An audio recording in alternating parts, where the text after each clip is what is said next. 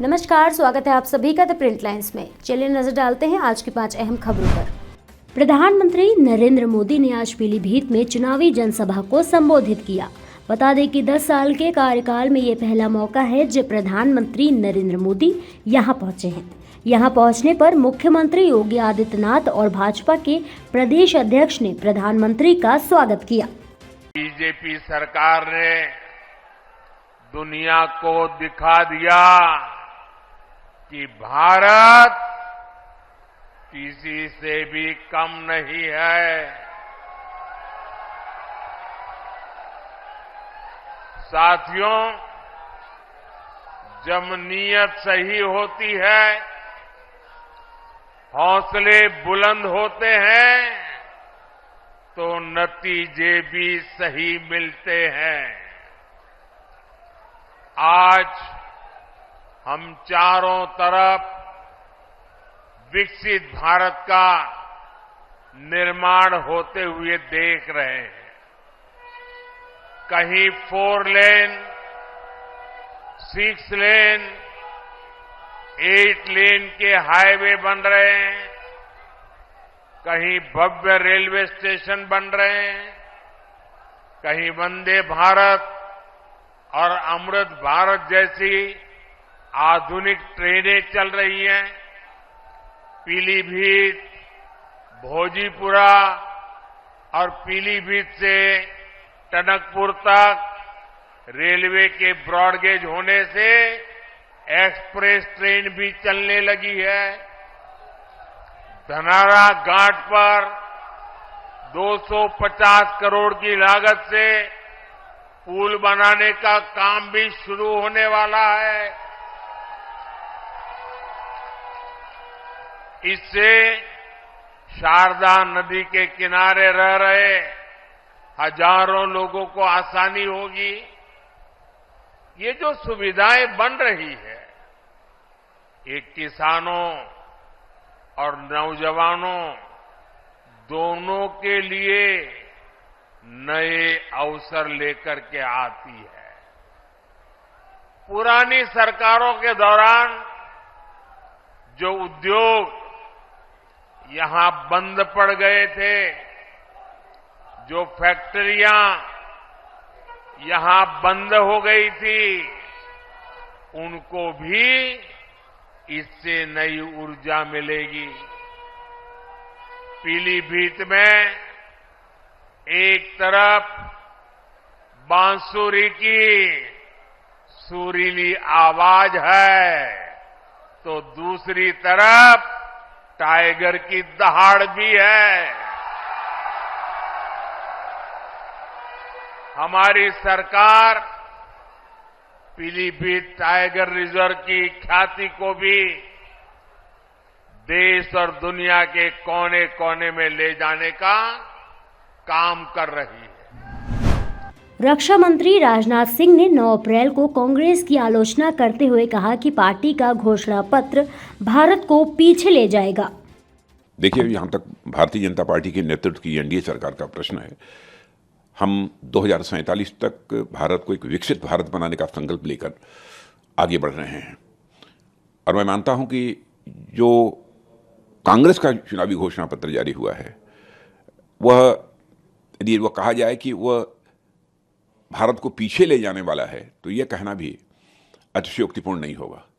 यदि मैं डिफेंस की बात करूं, तो मैं पूरे विश्वास के साथ मैं कहना चाहूँगा, देशवासियों को बताना भी चाहूँगा कि रक्षा क्षेत्र में भारत ने काफ़ी मजबूती हासिल की है। सारी बातों को छोड़ दीजिए, केवल जो भी हथियार, जो वेपन्स, मिसाइल्स, टैंक, गोले, एमिनिशंस जो हम दुनिया के दूसरे देशों से इंपोर्ट करते थे, आयात करते थे, आज भारत की यह स्थिति हो गई है कि 2014 में जहां पर केवल 600 करोड़ रुपए का भारत एक्सपोर्ट करता था डिफेंस आइटम्स का, आज वही भारत डिफेंस आइटम्स का 21,000 करोड़ रुपए से अधिक का एक्सपोर्ट कर रहा है। और मैं देशवासियों को यह भी बतलाना चाहता हूं, कुछ ही महीनों में और अधिक जानकारी लोगों को प्राप्त होगी कि हम कितना और एक्सपोर्ट आगे करने वाले हैं। देखिए, 5 वर्षों में एक भी करप्शन के आरोप जो है हमारी गवर्नमेंट के ऊपर नहीं लगे।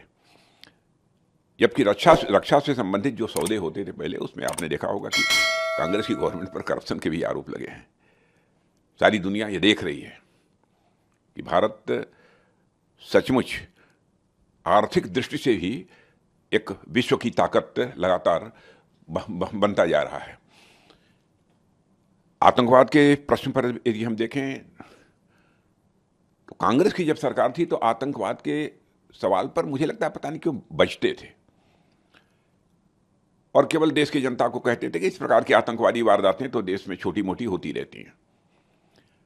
लेकिन आपने देखा कि मोदी जी के नेतृत्व की यह सरकार ने आने के बाद कितनी मजबूती के साथ, कितनी गंभीरता के साथ इस आतंकवाद के संकट को लगभग समाप्त कर देने में कामयाबी हासिल की है।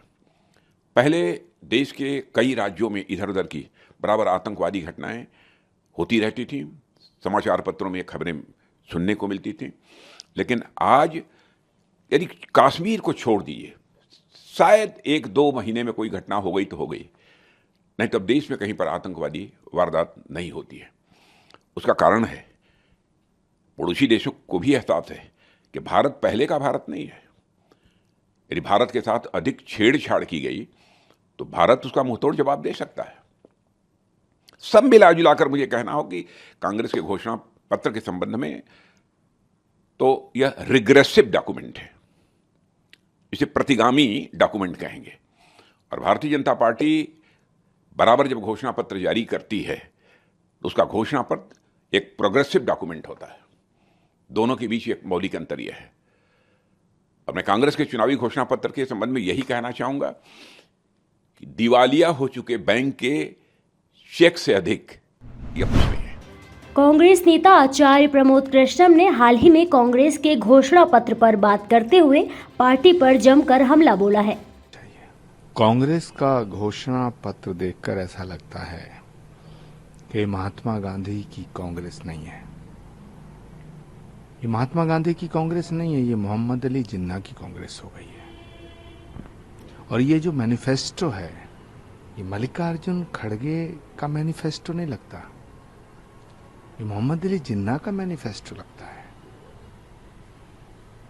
पता नहीं क्या हो गया कांग्रेस को, न नीति बची है, न नीयत बची है, न नेता बचा है। Most unfortunate for this country, most unfortunate. Sir, Rahul Gandhi के लिए अब कहा गया है कि अब वो दूसरी जगह से वो चुनाव लड़ेंगे जहाँ से उनकी पूरी सियासत चलती थी। अभी तक लेकिन नाम उन लोगों ने ओपन नहीं किया गया है कि राहुल गांधी को या प्रियंका गांधी को वहां से खड़ा किया जाएगा। उन्हें रावलपिंडी से चुनाव लड़ना चाहिए। दिल्ली भाजपा अध्यक्ष वीरेंद्र सचदेवा उत्तर पश्चिम लोकसभा क्षेत्र में भाजपा कार्यकाल के उद्घाटन कार्यक्रम में शामिल हुए। इस मौके पर उन्होंने कहा, चुनाव भाजपा जीतने जा रही है। चुनाव भारतीय जनता पार्टी जीतने जा रही है। हम जब 400 पार का नारा दे रहे हैं तो उत्तर पश्चिम की सीट उसमें सबसे पहली सीट होगी और माननीय मोदी जी को जब तीसरी बार प्रधानमंत्री बनाएंगे उसके बाद ये सभी कार्यकर्ता मिलकर दिल्ली की भ्रष्ट सरकार को उखाड़ने का भी संकल्प करेंगे। आज से चैत्र नवरात्र शुरू हो रहे हैं। ऐसे में 9 अप्रैल से 17 अप्रैल तक 9 दिनों तक शक्ति की उपासना होगी। चैत्र माह की प्रतिपदा से हिंदू नववर्ष की शुरुआत होती है। इस बीच सुबह से ही देश भर के मंदिरों में भक्तों का तांता लगा हुआ है। राम जन्मभूमि अयोध्या की पावन धरती पर भोर आरती की शुरुआत भक्तों के जयकारों के साथ हुई। जहां प्रयागराज के घाट पर भक्तों का तांता लगा हुआ है, वहीं वाराणसी में भी भक्त पहुंच रहे हैं। इस बीच चैत्र नवरात्रि के पहले दिन मुंबई के मुंबा देवी मंदिर में आरती की गई। राजधानी दिल्ली में चैत्र नवरात्रि के पहले दिन छतरपुर मंदिर देवी मां के जयकारों से गूंज उठा। ऐसी खुशी तो हर नवरात्रि में रहती है, लेकिन इस टाइम पे इस नवरात्रि में कुछ ज्यादा ही खुशियां हैं क्योंकि हमारे मर्यादा पुरुषोत्तम श्री रामचंद्र जी इस बार अयोध्या में विराजमान हो गए हैं। इसलिए ये नवरात्रि जो है कुछ खास रहने वाली है। और अभी तो सुबह का टाइम है, भीड़ कम है, लेकिन ऐसे धीरे धीरे भीड़ बढ़ती ही जाएगी। बहुत अच्छा दर्शन हुआ। अभी सुबह सुबह भीड़ कम है तो हम सभी को अच्छे से दर्शन हो जा रहा है। जैसे जैसे भीड़ बढ़ती जाएगी श्रद्धालु यहाँ पे बढ़ते जाएंगे। जहाँ अयोध्या में श्रद्धालुओं का तांता लगा हुआ है तो वहीं प्रयागराज में भी श्रद्धालुओं ने नवरात्रि के पहले दिन ही गंगा और यमुना नदी में पवित्र डुबकी लगाई और पूजा अर्चना की। हजारों की संख्या में घाट पर भक्त पहुंच रहे हैं और नवरात्रि की शुभ शुरुआत गंगा यमुना नदी में डुबकी लगाकर कर रहे हैं। आज नवरात्रि का प्रथम दिन है, हम लोग संगम आए हैं, बस पूजा आराधना की और मन को शांति प्राप्त की। क्या कामना की और क्या क्या किया आज? बस सुख समृद्धि के लिए कि घर परिवार शांत रहे और अच्छे से हम लोग की नवरात्रि पूरी बीते। हमारे सनातन धर्म का 9 वर्ष है। हमारा आज से वैदिक सनातन धर्म का जो वर्ष प्रारंभ होता है, आज के दिन प्रतिपदा से चैत्र के शुक्ल परिवार को हमारा ये 9 वर्ष प्रारंभ होता है। और आज हम सब लोग जितने हमारे हिंदू भाई लोग हैं, माताएं बहनें हैं, सब व्रत करती हैं दुर्गा जी के नाम से। व्रत करके 9 दिन व्रत करेंगी, पूजन पाठ करेंगी, इस 9 वर्ष को मनाने के साथ साथ भगवान की आराधना करेंगी। इसके कारण कि उनके ऐश्वर्य की वृद्धि, उनकी मंगल कामना, उनका पति का सुहाग सपना था। हमारे भारत देश की रक्षा भी होती है, क्यों कि दुर्गा जी ने अधर्म को ऊपर प्रहार करके धर्म को बचाया। आज हमारे भारत पर जो विदेशी संकट है वो दूर हो जाए, इसका ये महत्व भी बहुत ज्यादा भाई। इसे पूजा करने से, दुर्गा जी के नवरात्र करने से हमारी जितनी ये विरोधी शक्तियां हैं भारत के लिए, वो सब समाप्त हो जाती हैं। जो लोग भगवान की पूजा करते हैं, पाठ करते हैं, प्रयाग में गंगा स्नान करते हैं, दुर्गा की पूजा करते हैं, इन सब कल्याण होता है। हमारे देश का भी सर्वप्रथम ऊपर नाम हो जाता है। जहां प्रयागराज के घाट पर भक्तों का तांता लगा हुआ है, तो वहीं वाराणसी में भी भक्त पहुंच रहे हैं। ये हमारी परंपरा है। 1 अरब 95 करोड़ 58 लाख 85,000 125 वर्षों से हम ये परंपरा मना रहे हैं। ये 126वां इतने वर्ष के बाद ये शुरू हो रहा है। तो अरबों वर्षों से हमारी परंपरा है, हम काल गणना करते चले आ रहे हैं और उस काल गणना के अनुसार जब नया संवत्सर आता है तो हम सब समवेत होते हैं किसी स्थान विशेष में, और जो प्रथम सूर्योदय होता है, चैत्रे मासी जगत ब्रह्मा ससर्ज प्रथमे हनि, चैत्र मास के शुक्ल पक्ष की प्रतिपदा को ब्रह्मा जी ने इस संसार की रचना का कार्य आरंभ किया था। और इसीलिए हम नव निर्माण में नव संवत्सर से पुनः जुट जाते हैं कि इस वर्ष हमको ये कार्य करना है। और वर्षारंभ में जो दिन होता है वही पूरे वर्ष का राजा हो जाता है। इसका मतलब ये है कि आज के दिन जो हम करेंगे, जो संकल्प लेंगे, वो पूरे वर्ष प्रभावशील रहे। इस बीच चैत्र नवरात्रि के पहले दिन मुंबई के मुंबा देवी मंदिर में आरती की गई। देवी मां के कपाट खुलने से पहले ही मंदिर में भक्तों की भीड़ उमड़ पड़ी। फिर आरती के साथ ही सभी ने दर्शन किए और मुंबा देवी का आशीर्वाद लिया। आज से ही नूतन वर्ष का प्रारंभ माना गया, नव संवत्सर का प्रारंभ माना गया है। श्री मुंबा देवी मंदिर में चैत्र नवरात्रि का बहुत बड़ा महोत्सव मनाया जाता है।